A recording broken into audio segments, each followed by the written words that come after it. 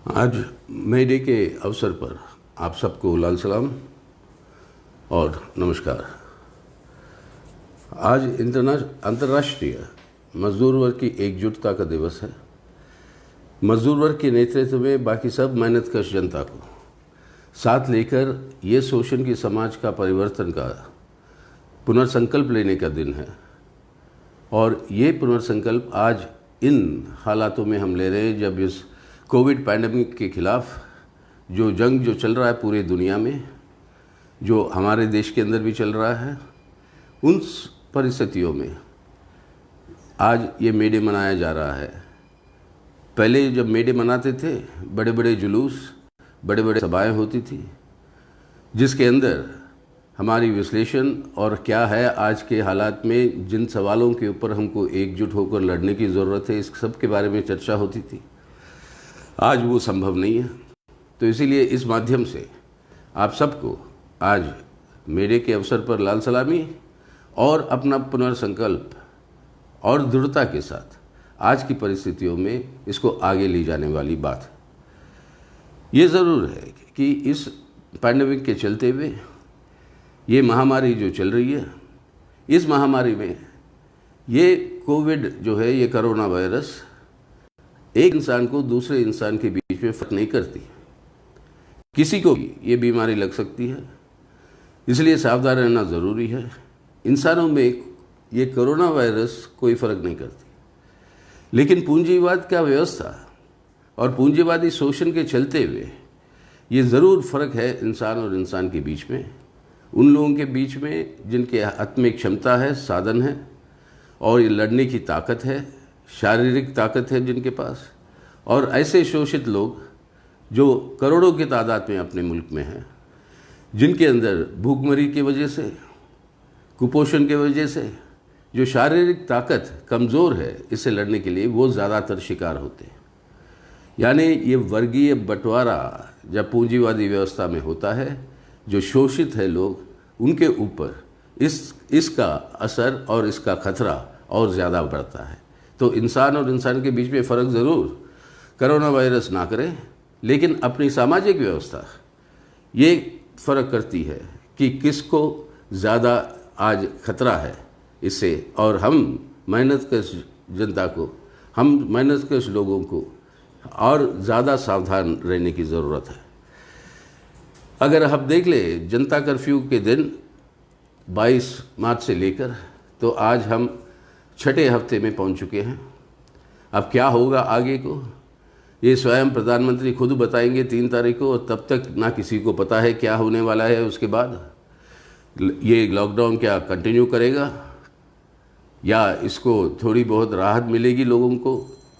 ये राहत मिलेगी भी तो किस तरीके की राहत होगी, कौन से शर्तों पे होगी, क्या होगा, इसके बारे में आज कोई कुछ नहीं कह सकता जब तक प्रधानमंत्री नहीं बताएंगे हमें 3 तारीख को। ये है परिस्थिति देश की, और इसके अंदर कई सारे लोग आज मर चुके हैं कोविड के बीमारी के चलते हुए, अपने देश में भी, पूरे दुनिया में, और ये संख्या बढ़ रही है।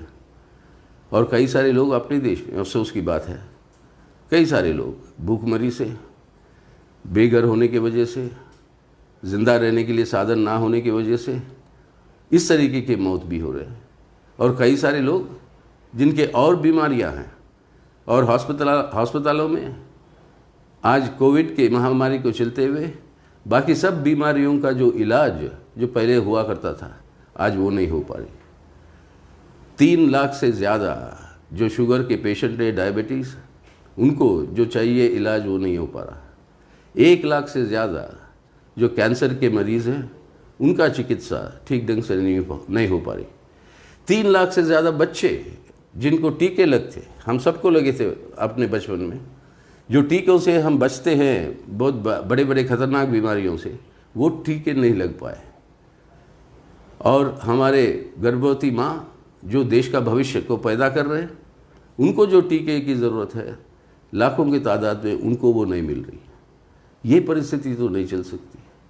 इस कोरोना वायरस के चलते हुए लोग मर रहे हैं और बाकी कारणों की वजह से भी लोग मर रहे हैं। इसको सुधारने की ज़रूरत है। लेकिन ये जो कोरोना वायरस आया क्यों, कई सारे अपने कॉमरेड खुद सवाल पूछते हैं कि ये क्या चीज़ क्या है, ये चीज़ क्या है। देखिए, एक गलत फहमी में हम सब रहते हैं कि एक बार हम पैदा हो गए, एक बार मानव जाति पैदा हो गई, उसके बाद ये एवोल्यूशन जो जिसके चलते हुए हम भी आए थे, अपनी मानव जाति भी आई थी, कि सबका ये गलत फहमी है कि एवोल्यूशन बंद हो गया। नहीं, वो चल रहा है। नए नए किस्म के कीटाणु पैदा हो रहे हैं, नए नए किस्म के कीटाणुओं की सृष्टि हो रही है, और ये कीटाणु क्या है ये इसको समझने में समय लग रहा है। अब ये बात आ गई कि क्योंकि चीन के अंदर ये पहला केस आया था, तो ये चीन से पैदा हुआ है ये कोविड। अब ये कहना असंभव है, क्योंकि केरला में सबसे पहला केस आया था भारत में। क्या आप अब ये कहेंगे केरला की वजह से ये कोविड जो है अपने भारत में फैल रहा है? ये कहाँ से आया इसका कोई अनुमान नहीं, लेकिन है क्या चीज़, इसको ये मालूम करने में 1 महीने से ज़्यादा समय लग गया पूरे दुनिया के वैज्ञानिकों को। चीन के अंदर जब प्रकट हुआ, उन्होंने पहले समझा ये वही पुरानी बीमारी है। पहले नीपाक जैसे एक बीमारी थी, बर्ड फ्लू था, स्वाइन फ्लू था, कभी सार्स करके एक और बीमारी पैदा हुई। वो समझ रहे थे कि इनमें से कोई एक चीज़ है, लेकिन जब पता चला जांच करने से कि इनमें से कोई वो नहीं है, ये अलग किस्म की है, और जाकर मार्च को ये पहला केस वहाँ पर हुई थी दिसंबर में चीन में। मार्च 11 को दुनिया के जो स्वास्थ्य संस्था है WHO के ने डिक्लेयर किया ये कोविड-19 पैंडेमिक के नाम पे।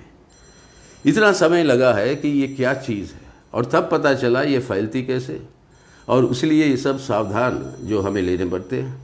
आज ये कहा जा रहा है कि सामाजिक दूरी रखिएगा, गलत। यही वही पूंजीवादी व्यवस्था के खेल है। सामाजिक दूरी का मतलब क्या है? सामाजिक भेदभाव नहीं, जो रखना है दूरी वो है शारीरिक दूरी और सामाजिक एकजुटता। इस लड़ाई में सब मिलकर ही हम जीत पाएंगे। अगर इसके अंदर भेदभाव करने की कोशिश करें तो लड़ाई कमज़ोर हो जाएगी। इस तरीके की बीमारियां कई बार दुनिया के सामने आ चुके हैं, अपने ही मुल्क में आ चुके हैं। 1890 के दशक में एक बहुत बड़ा प्लेग आया था।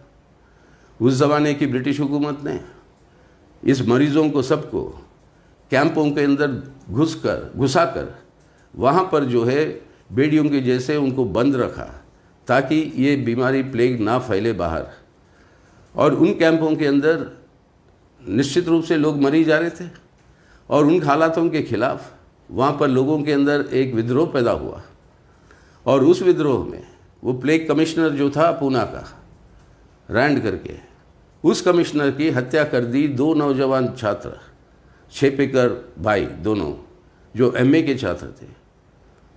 उस ज़माने में 130 साल पहले, और उसकी जो हत्या हो गई, उसके बाद वहाँ पर इस हालतों में एक नया कानून ले आया ब्रिटिश हुकूमत ने, जिसे वो कहते हैं एपिडेमिक डिजीज़ेस एक्ट।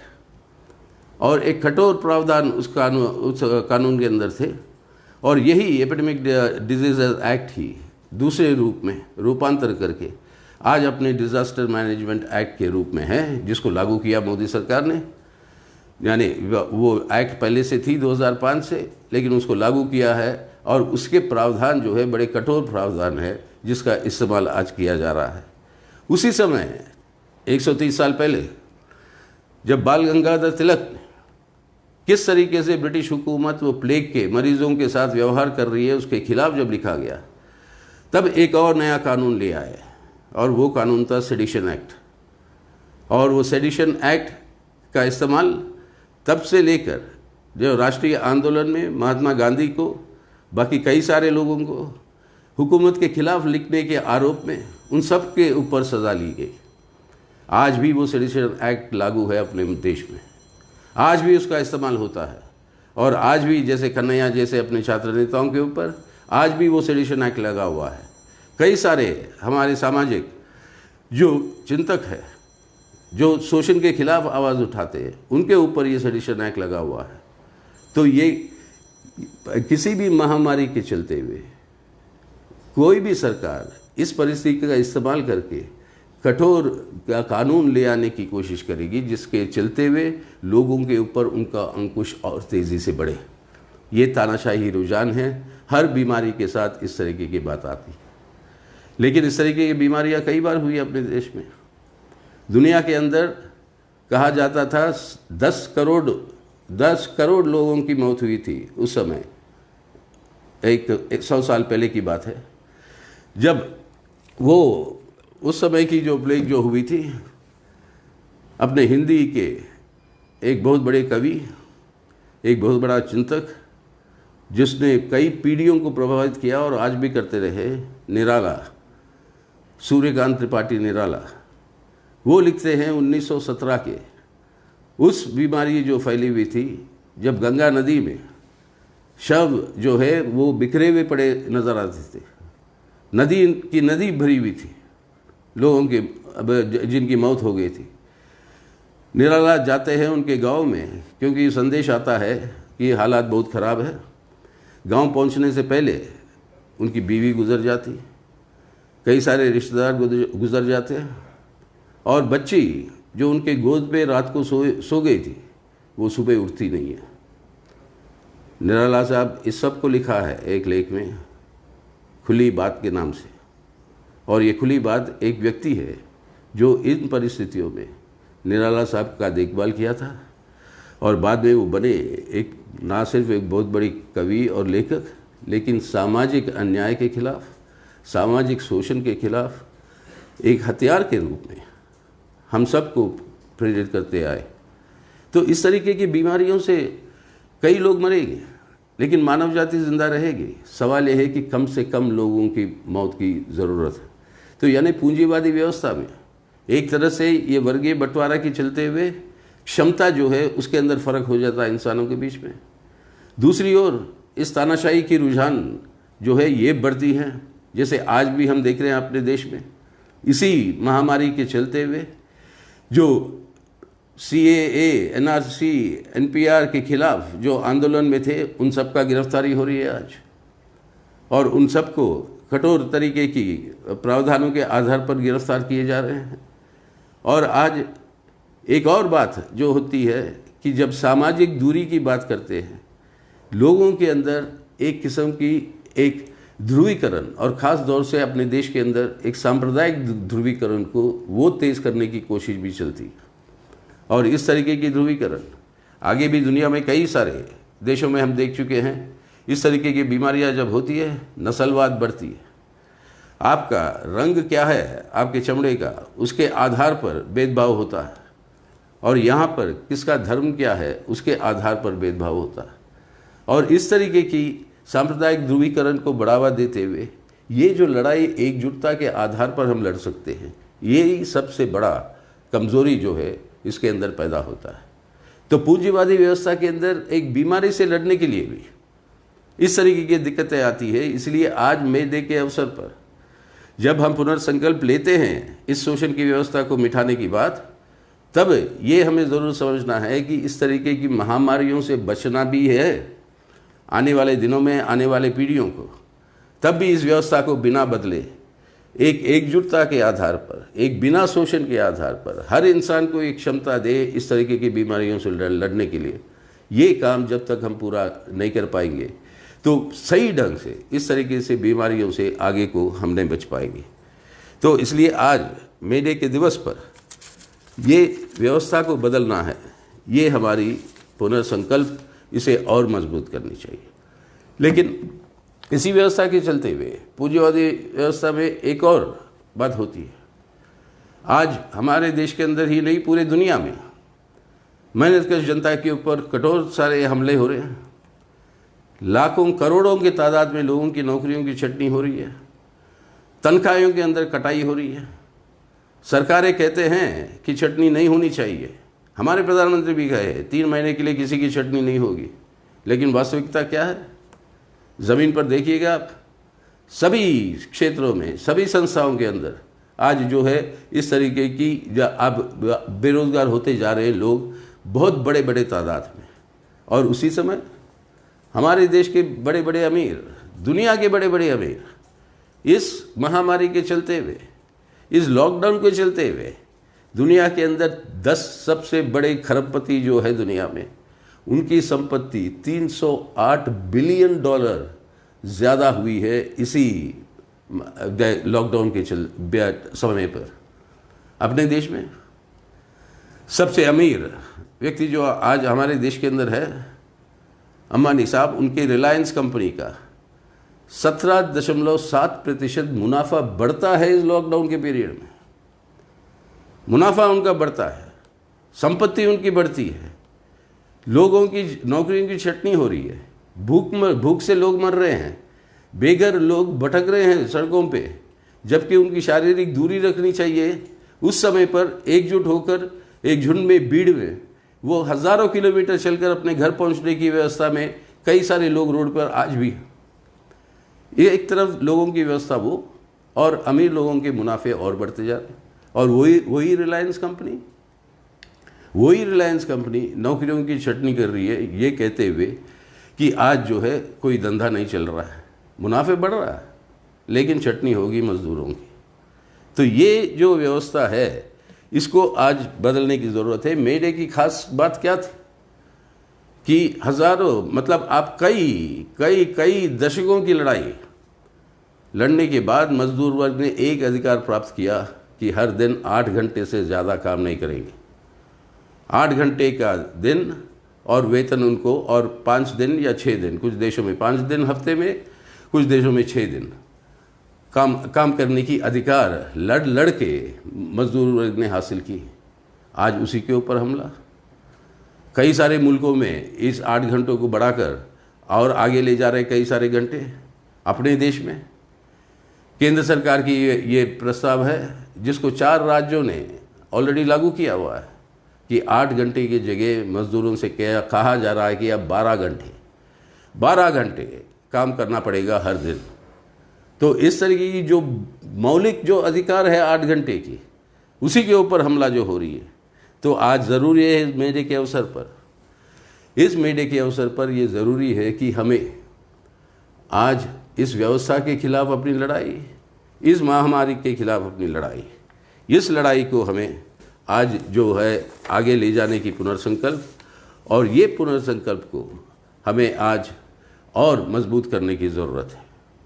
आज महामारी से बचना ज़रूर है, लेकिन ये महामारी किस तरीके से आई और किस हालत में आज है अपने देश में। पहला ये केस इसको कोरोना वायरस का उभर कर आया अपने भारत के अंदर 30 जनवरी को, इस साल के 30 जनवरी को। दुनिया के अंदर उभर कर आया था दिसंबर में, और 30 जनवरी को ये उभर कर आया था। केरल के अंदर पहला केस पकड़ा गया था, और केरल की सरकार, वामपंथी सरकार, वहाँ पे 25 जनवरी से ही, यानी 5 दिन पहले, जब तक कोई केस नहीं आया था, लेकिन ये दुनिया की हालत देखते हुए एक वामपंथी सरकार वहाँ पे उस राज्य में वो तय करती है कि आज इसके खिलाफ, इस खतरे से बचना है तो हमें भी सावधान रहने की ज़रूरत है। और कंट्रोल रूम्स पूरे जिलों में वो कंट्रोल रूम का घटना स्थापित हो जाते हैं, और वहाँ से नए डॉक्टरों की भर्ती, नए नर्सों की भर्ती और हॉस्पिटलों की व्यवस्था को सुधार कर अगर ये बीमारी फैली तो उसके लिए हम तैयार रहें। ये 25 जनवरी से शुरू हो जाती है केरल में। इसलिए आज पूरे दुनिया में केरल की मॉडल की बात हो रही है। मॉडल है क्या? अगर कोई भी बीमारी किसी के पास है, कोई पॉजिटिव का टेस्ट हुआ, तो आप पता करिए वो उनके परिवार के अलावा कौन कौन लोग हैं जिसके साथ वो संपर्क में आया, उन सब की टेस्टिंग करिए। और इस तरीके से इस फैलाव को रोकने में कामयाब हो रही केरला। अब ये काम पूरे देश में क्यों नहीं हो सकता था? 30 जनवरी को पहला केस आता है केरल में। ये बात छोड़िए, दिसंबर को दुनिया में आया था, तब से सतर्क होनी चाहिए थी।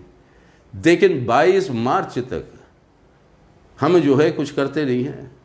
जनता कर्फ्यू का ऐलान वो होता है 22 मार्च को, यानी आपके जनवरी से लेकर फरवरी मार्च के 22 तारीख तक सरकार कुछ नहीं कर पाई। दुनिया का अनुभव क्या है आज? अगर आप देखिए, चीन हो या वियतनाम हो, एक भी मौत नहीं हुई वियतनाम में इस कोरोना वायरस को लेकर। क्यूबा हो, कोरिया हो, आपके ये समाजवादी देशों के अलावा केरला, जहाँ पर आपकी ये स्वास्थ्य व्यवस्था मजबूत है और सरकारी जिम्मेदारी है स्वास्थ्य व्यवस्था की, वहाँ पर इस बीमारी से बचाव जो है और ज़्यादा अच्छी तरीके से हो रही है।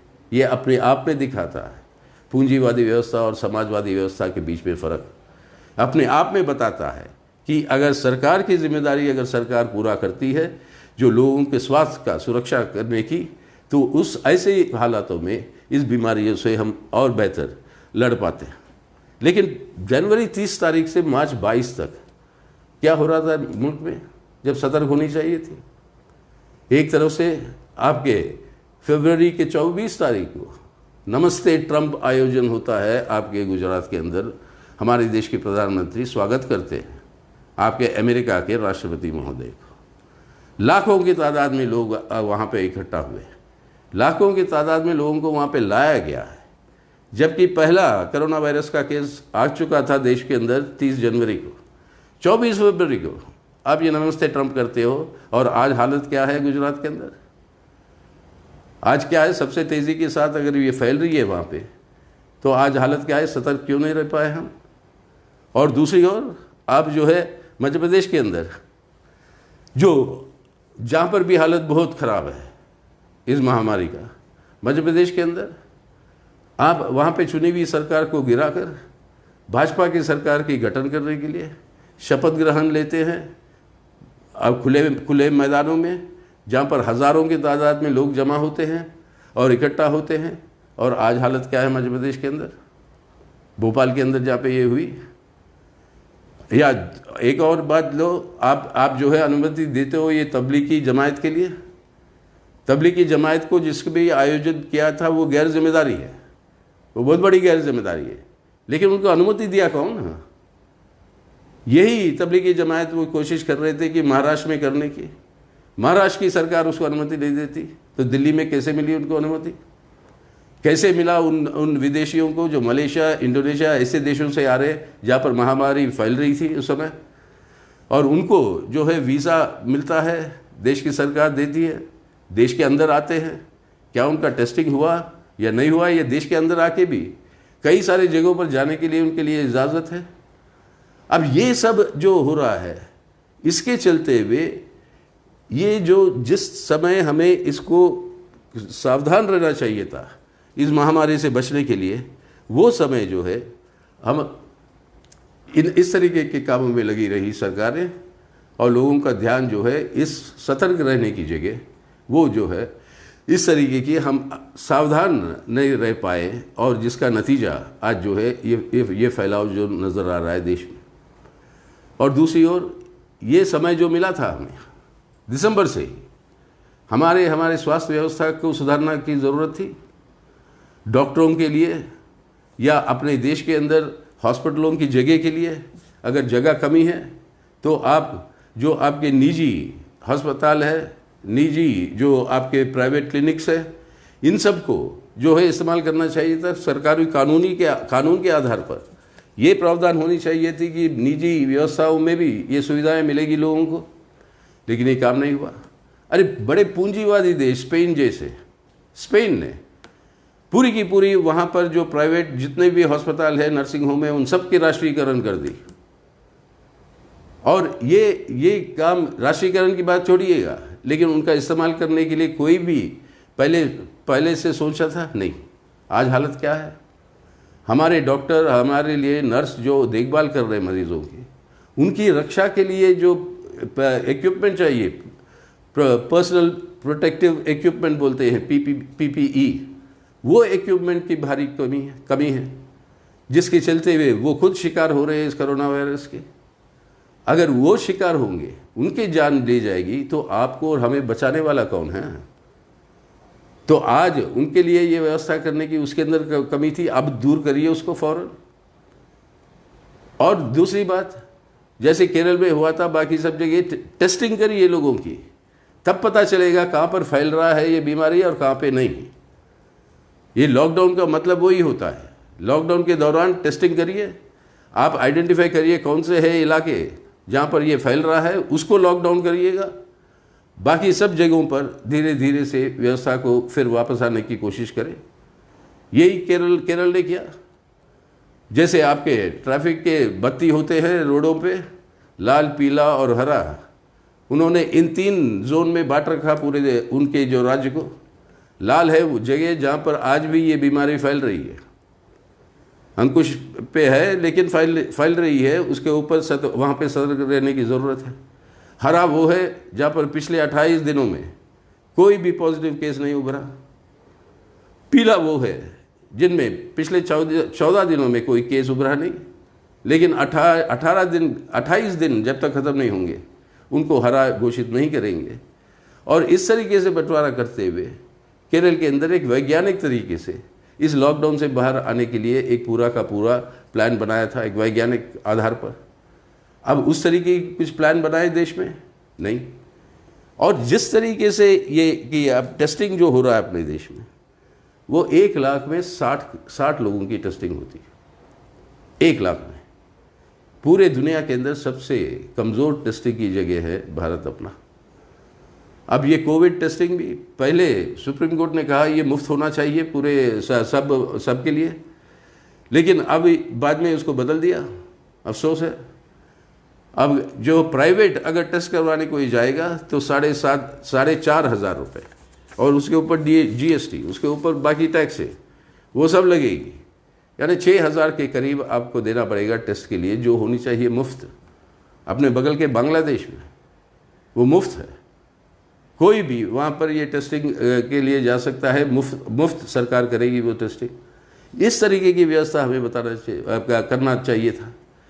लेकिन अब जो हुआ, आज की तत्काल की समस्याओं को तो हल करिए। अब जो पहले की जो कमज़ोरियाँ रही वो तो रही है, उसकी जवाबदारी ज़रूर मांगेंगे जब वक्त आएगा। लेकिन अब की कमज़ोरियों को दूर करो। आज लोगों के हाथ में कोई पैसा नहीं है, करोड़ों लोगों के हाथ में, जो रोज़ दिहाड़ी करके वो ज़िंदा रहते थे। तो हमारे दिहाड़ी मजदूर करोड़ों के तादाद में जो माइग्रेंट लेबर जो आया है, इन सब के लिए पास आज कोई आमदनी नहीं है। हर व्यक्ति जो इनकम टैक्स नहीं भरता है अपने देश में, हर व्यक्ति को 7,500 रुपये हर महीना अगले 3 महीने तक केंद्र सरकार को देना चाहिए। और साथ ही साथ आज भूखे हैं लोग, कई सारों के पास कोई राशन नहीं है, अनाज नहीं है। केंद्रीय गोडाउनों में 7.5 करोड़ टन 7.5 करोड़ टन सड़ रहा है या चूहे खा रहे हैं वहाँ पे, लेकिन गरीब भूखा इंसान को वो नहीं दे रही है सरकार। केंद्र सरकार इस अनाज को फौरन वहाँ से भेजिए राज्यों को। जो राज्य है खड़े हुए हैं अपनी इस जंग पे, सरहद पे, वो जो लड़ रहे हैं वहाँ पर भेजिएगा, ताकि मुफ्त में बांटे लोगों को जो भूखे हैं। और इस अनाज का वरना करेंगे क्या? ये अनाज को मुफ्त से बांटिए। और तीसरी बात, आज ये माइग्रेंट जो आए हैं लेबर करोड़ों की तादाद में, व्यवस्था करिए उनको अपने घर वापस जाने के लिए। स्पेशल ट्रेन लगाइएगा आप। विदेश से हम लाए अपने लोगों को जो वहाँ पर फंसे हुए थे, बड़ी अच्छी बात है। वहाँ पर उनके लिए हवाई जहाज़ भेजा था। यहाँ पर हवाई जहाज़ को छोड़िएगा, अपने ही देश के लोगों को, अपने भाई बहनों को अपने घर पहुँचाने के लिए ट्रेन तो लगवाइए, रेलगाड़ी तो चले, ताकि वो अपने घर तक पहुँच सके। क्योंकि और कहीं पर वो ज़िंदा नहीं रह पाते। कोई आमदनी नहीं, कोई खाना नहीं, कोई घर नहीं, तब उनको अपने घर तक पहुंचाने की व्यवस्था ज़रूर करिएगा। ऐलान कर दी प्रधानमंत्री की किसी की नौकरी की छटनी नहीं होगी। बताया था मैं पहले आपको। अगर छटनी नहीं होनी है या उसके वेतन में कोई घाटा नहीं होनी है, कटाई नहीं होनी है, तब सरकार को लेना है जिम्मेदारी। ऐसे मुल्क है दुनिया में जहाँ पर सरकारों ने कहा कि वेज बिल कितना होता है, यानी वेतन का जितना खर्चा होता है, कोई भी मतलब जो फैक्ट्री चला रहा हो, कोई भी मालिक हो, 80% वो खर्चे की जिम्मेदारी सरकार उठा रही है कई सारे मुल्कों में। इस तरीके का काम कुछ करिए यहाँ पे, ताकि लोगों की छटनी ना हो सरकार में। कि कितना हो गया इस लॉकडाउन के चलते हुए, अनुमान किया हुआ है कि 14 करोड़ लोगों की नौकरियों की छटनी हुई है इस लॉकडाउन के शुरुआत से लेकर आज तक।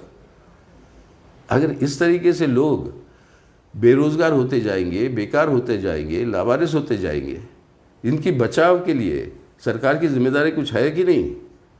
अब उनकी बचाव के लिए आप उनकी वेतन पे कटाई ना हो, उनकी नौकरियों की छटनी ना हो, इसके लिए जिम्मेदारी सरकार ले। लेकिन आज तक ये काम कुछ नहीं हो रहा है। दूसरी ओर से हजारों करोड़ों के तादाद में पैसे जमा हो रहे हैं एक निजी ट्रस्ट में, निजी फंड में, जो प्रधानमंत्री के नाम से है।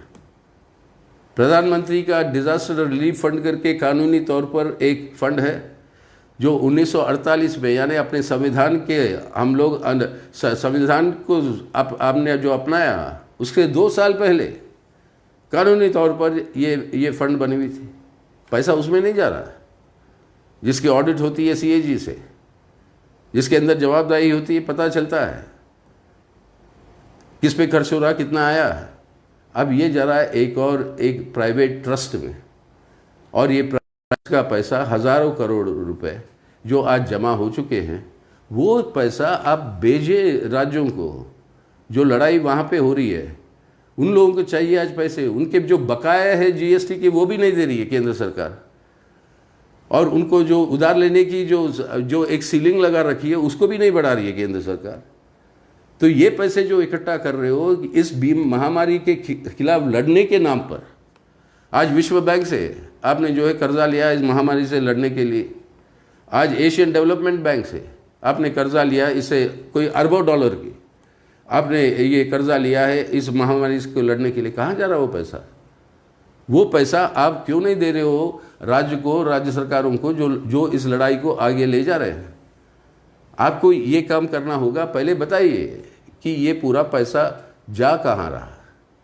याद है, याद करिएगा हम सब कि पुलवामा का घटना जब हुआ, उसके बाद वहाँ पे जो शहीद हुए अपने जवान, उन शहीद जवानों को राहत के लिए एक फंड, ऐसी एक निजी ट्रस्ट बनी थी भारत के वीर के नाम से। कई करोड़ का 100 करोड़ जो है रुपए इकट्ठा हुए। उन हमारे शहीदों के परिवारों को कितना मिला? क्या कुछ व्यवस्था कर पाए हम? क्या हुआ उस पैसे का? कोई जवाबदेही कहीं है? तो आज ऐसा ना हो कि ये फंड भी जो प्रधानमंत्री के नाम पर इस महामारी से लड़ने के लिए इकट्ठा हो रहा है, उसका भी ये हालत ना हो। फौरन इस पैसे को आप दीजिए, आप इसको पैसे को दीजिए राज्यों को, ताकि वो इस महामारी से ठीक ढंग से इस लड़ाई को आगे ले जा सके। तो सबके लिए, आप जो बेरोज़गार होते जा रहे हैं उनकी रक्षा की ज़रूरत है। 7,500 रुपये हर महीना जो इनकम टैक्स देता नहीं, उन लोगों को हर महीना 7,500 रुपये 3 महीनों के लिए आप दीजिएगा। और अनाज जो आपके पास पड़ा हुआ है गोदामों में, उसको मुफ्त में बांटिएगा लोगों के बीच में, ताकि भूखमरी ना बढ़े। तो आइए, ये हमारे सामने ये बहुत बड़े संकट है, इसको हमें लड़ने की ज़रूरत है, इसके खिलाफ हमें लड़ने की ज़रूरत है। तो आज के दिन, अब पता नहीं 3 तारीख को क्या घोषणा होगी, क्योंकि मोदी साहब तो अब हमारे प्रधानमंत्री कभी भी किसी भी प्रेस कॉन्फ्रेंस में आते नहीं हैं। दुनिया के सब नेता हर दिन मीडिया के सामने जाते, उनके सवालों का जवाब देते। अपने देश में मुख्यमंत्रियाँ, खासतौर पर केरल के मुख्यमंत्री, हर दिन शाम को 6 बजे वो जो है मीडिया के सामने जो भी सवाल है उन सवालों के जवाब देते हैं, और ये विश्वास दिलाते हैं कि सरकार के कंट्रोल में है सब कुछ व्यवस्था। ये विश्वास नहीं आता अपने, सिर्फ एक तरफा उनकी ऐलान आती है, जिसको लोगों को पालन करने की आदेश आता है। तो आज 3 तारीख को क्या होगा पता नहीं, लेकिन हमें, हमारी पार्टी के सभी साथियों को, हमारे शुभ चिंतकों को, और अपने जितने भी जो जन संगठन हैं, जैसे CITU, अपने महिला समिति, छात्र, नौजवान, अपने किसान सभा, खेत मजदूर सभा, ये सभी लाखों की तादाद में अपने कॉमरेड आज ज़मीन पर, जिनको राहत चाहिए, ये राहत के काम में लगे हुए हैं। ये हम और मजबूत करना है, हमें जनता के साथ रहना है। और कई सारे प्रांतों में हमने राशन बांटे हैं, लोगों को ठिकाना दिया है, उनको व्यवस्था किए हैं, लेकिन सरकार के ना करने की वजह से इस तरीके से जो करना है, ज़रूर राहत तो मिली कुछ लोगों के लिए, लेकिन इसको और बड़े पैमाने पर ले जाना। तो आज हमें सतर्क रहना है साथियों। ये पुनर्संकल्प जो ले रहे हैं मई दिवस पर, इसका मतलब है जनता के बीच में, जनता के साथ उनकी ज़रूरतों को पूरा करने की जितनी हमारे पास क्षमता है, उस क्षमता को इस्तेमाल करके कोशिश करें। एक और से दूसरी ओर से आप इस महामारी को इस्तेमाल करके जो एक कठोर प्रावधान वाले कानूनों का जो इस्तेमाल हो रहा है, जिसके चलते हुए जो अधिकार लड़ के हासिल किए हैं मजदूर वर्ग, 8 घंटे हर दिन काम करने की जैसे बातें हैं, उनके ऊपर और कई सारे और जो अधिकार है मजदूर वर्ग के और मेहनत कश जनता की, उनके ऊपर हमले हो रहे हैं। उसके खिलाफ अपनी लड़ाई करने की ज़रूरत है। महामारी के नाम पर इस शोषण की व्यवस्था में जो शोषित जो वर्ग हैं, लोग हैं, उनके ऊपर उनकी क्षमता को और घटाने की बात हो रही है। इस हालत में बेरोज़गारी बढ़ रही है, भूखमरी बढ़ रही है। अब इसके खिलाफ लड़ने की ज़रूरत है और महामारी को इस्तेमाल करके जो हमारे देश के अंदर एक सामाजिक ध्रुवीकरण जो करने की कोशिश हो रही है, ख़ास तौर से ये सांप्रदायिक ध्रुवीकरण जो करने की कोशिश हो रही है, ये इस महामारी की लड़ाई को ही कमज़ोर करती है। उसके खिलाफ भी हमें एकजुट होने की ज़रूरत है। तो आइए हम सब मिलकर आज इस पुनर्संकल्प को और मजबूत करेंगे। यही इस मेले के अंदर हमारी संदेश है और पार्टी की तरफ से इस लाल झंडे के सलामी करते हुए इस संघर्ष को हम और तेज़ी से आगे ले जाएंगे। इनकलाब जिंदाबाद।